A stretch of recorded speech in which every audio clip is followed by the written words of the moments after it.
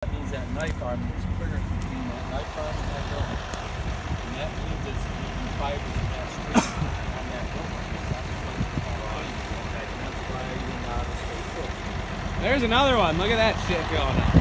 Some of that stuff's 40 feet in the air now. Got a little hay cyclone going. Look at it. Look at it. It's a cyclone. Holy moly. It's a twister. Run for cover. Wowee. There's hay 40, 50, 60, 70 feet in the air. It's just going. That is cool. I've seen little mini ones before, but that was cool.